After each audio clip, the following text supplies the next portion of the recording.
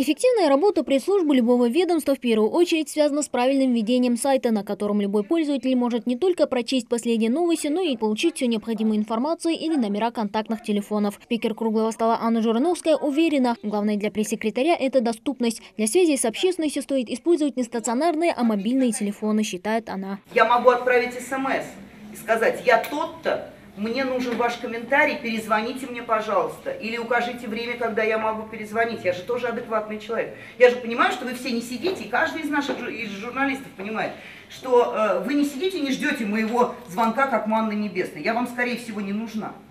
И вот это еще один признак того, что пресс-служба неэффективна. Впрочем, немало пробелов в работе некоторых пресс-служб фиксирует и Алексей Гвинтовкин. Председатель Российской ассоциации по связям с общественностью в Ростове-на-Дону считает, что любую информацию корреспонденты должны находить сами и ни в коем случае не брать ее на других сайтах, даже ссылаясь на информагентство. Многие наши коллеги ленятся, и уже пользуются тем, что кто-то сделал уже хорошо. Но, естественно, конечно, качество и уровень работы показывает то, как ты даже одну и ту же новость, как ты ее подаешь и как ты умеешь сделать из, может быть, рядового события что-то интересное и показать роль твоей компании в этом событии. Опыт коллег, трудящихся в пресс-службах федеральных ведомств, ценнее и полезнее, уверены участники круглого стола. А потому живой диалог проходит в формате вопрос-ответ. Александр Башков приехал в республику из Кабардино-Балкарии. Специалист по связям с общественностью интересуется методами подачи информации с помощью интернет-ресурсов. Я хотел бы обсудить тему, связанную с пресс-релизами, так называемой пресс-папкой, которую готовит пресс-служба для того, чтобы СМИ охотнее взяли материалы. Поговорить, насколько обширная эта пресс-папка должна быть, что она должна содержать, чтобы телевизионные каналы, опять же, газеты, радио взяли это. Я хотел бы своим опытом поделиться, как делаю это я. Пока одни участники форума обсуждают эффективность работы пресс-служб, в соседнем зале проходит еще один круглый стол на тему мастерства интервьюирования. Перед коллегами выступают Татьяна Дубровина и Алексей Самолетов. О необычной и весьма интересной манере общения журналистов федерального уровня гости республики уже наслышаны, поэтому и участников в этот раз гораздо больше. Безмерно приятно и, наверное, для некоторых даже, в некоторой частности, честь общаться с такими людьми, которые прожили в этой жизни, неимоверное количество историй, самых разных жизненных историй, которые знают, о чем говорят, знают свое дело. И когда ты получаешь от них совет или задавая вопросы, ты получаешь ответы более развернутые, когда они дают тебе какую-то подсказку или же наоборот говорят: да, Милана, ты права вот в этом, да, это точно. Просто я услышала это, и мне настолько было приятно, что я хотя бы некоторые шаги делаю в свою профессию. Главное в общении с интервьюерами – это уважение, объясняют спикеры. Надо уметь расположить к себе героя сюжета или статьи. Конечно, постараться не перебивать его.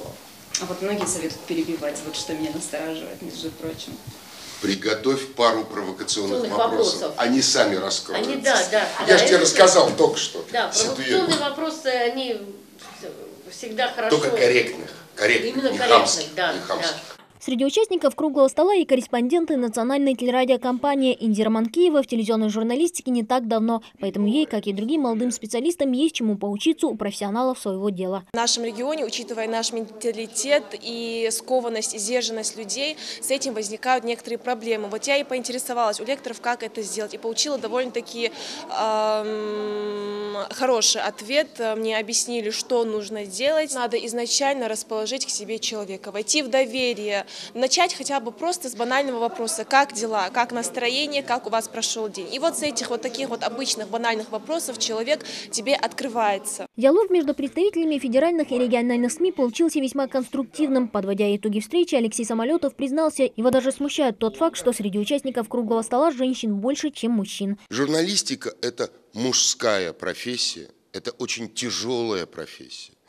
И когда мужики начинают заниматься этой профессией, они во многом, не в обиду девочкам будет сказано, они во многом достигают каких-то успехов.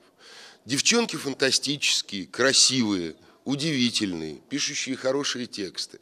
Но журналистика – это ежедневный, каждодневный, шахтерский труд. Диалог с Татьяной Дубровиной и Алексеем Самолетовым не закончился даже после завершения круглого стола. Беседа со спикерами продолжилась уже в неформальной обстановке. Участники обменялись контактами и не упустили случая сделать памятное фото. Мадина Пугоева, Аслан Героев, Новости 24.